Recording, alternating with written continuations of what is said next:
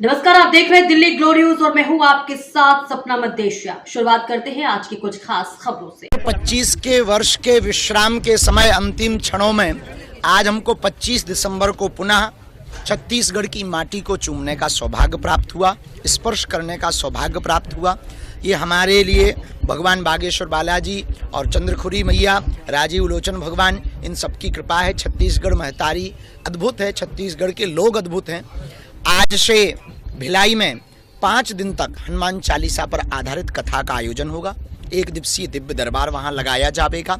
भिलाई एक अद्भुत नगर है, शिक्षा की नगरी है, जो उद्योग जगत की नगरी है, जहाँ पूरे छत्तीसगढ़ के लोग विद्यार्थी पढ़ने के लिए भी आते हैं। तो वहाँ पर नए सपने और भारत को भव्य दिव्य बनाने के सपने देखे जाते हैं। उसी भूमि पर 5 दिवसीय हनुमंत कथा हमारे प्रिय वसंती जी एवं वहाँ की हमारी बहना सरोज पांडे जी, उनकी पूरी टीम, श्री राकेश पांडे जी, सब लोग बड़े उत्साह के साथ इस आयोजन को संपन्न करवा रहे हैं, पूरा बागेश्वर मंडल।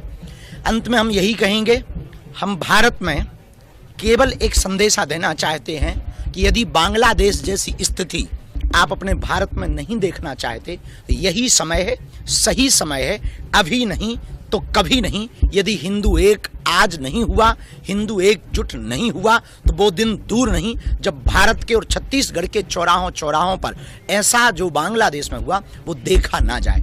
कांकेर की स्थिति पर भी हम कहना चाहेंगे, जो हुआ अच्छा नहीं हुआ, पर हिंदुओं ने एकता दिखाई, उसके लिए समस्त हिंदुओं को साधुवाद, धन्यवाद। पूरे छत्तीसगढ़ में शांति हो, छत्तीसगढ़ में उन्नति हो, भारत विश्व गुरु बने। और जब तक भारत हिंदू राष्ट्र नहीं हो जाएगा, हम यात्राएं करते रहेंगे। छत्तीसगढ़ की यात्रा उधार है। धर्मांतरण का मुद्दा लगातार छत्तीसगढ़ में, आपने कांकेर का जिक्र किया, कल छत्तीसगढ़ बंद भी था और धर्मांतरण को लेकर काफी दिक्कतें हो रही है। पहले बस्तर और सरगुजा संभाग में सीमित था, अब शहरी क्षेत्रों में भी धर्मांतरण। भारत में कैंसर से ज्यादा खतरनाक मतांतरण और धर्मांतरण है।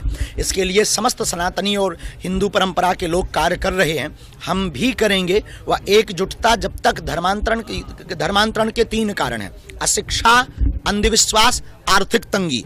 तो जो समृद्ध हिंदू हैं उन्हें तीनों सिद्धांतों से हिंदुओं को पुष्ट करना पड़ेगा। जो बहुत समृद्ध हिंदू हैं, जो निम्न हिंदू हैं, जिनकी आर्थिक तंगी है, वो धर्मांतरण के प्रति बहुत जल्दी लालच में आ जाते हैं। अशिक्षा यानी जागृति की आवश्यकता है। अंधविश्वास फैलाकर पूजा पाठ के नाम पर वो लोग मतांतरण करवाते हैं। हम पूजा पाठ के विरोधी नहीं हैं, हम पूजा पाठ के नाम पर धर्मांतरण के विरोधी हैं। गुरुजी, आप एकांतवास में भी गए थे, किताब भी आपने लिखी वहाँ पे। बिल्कुल बहन, मेरा सन्यासी हमारे जो गुरुजी हैं उनके लिए हमने पुस्तक लिखी है और 19 साल बाद उन्होंने आज्ञा दी। 2 से 3 महीने बाद मेरा सन्यासी की पुस्तक आएगी कि एक ऐसी दिव्य चेतना आत्मा जो शरीर में न रहकर शरीर वाले लोगों को पकड़कर कैसे हनुमान जी की भक्ति का कार्य करवा रहे हैं, अब वो दिव्य चेतना कौन है, उनके बारे में पूरा विस्तृत लिखा है। एक बार जशपुर में भी आपने कथा करने की बात कही थी। बिल्कुल, सबसे ज्यादा जो है वो चर्च है, सबसे ज्यादा धर्मांतरण के केस। कोई बात नहीं, उसी के सामने कथा करेंगे, उनसे हमें कोई बुराई नहीं है, वो भी घर वापसी कर सकते हैं। और हमने बसंत को आज्ञा दी है कि जो है बहुत ही जल्दी वहाँ पर जसपुर में हमारी कथा करवाएं।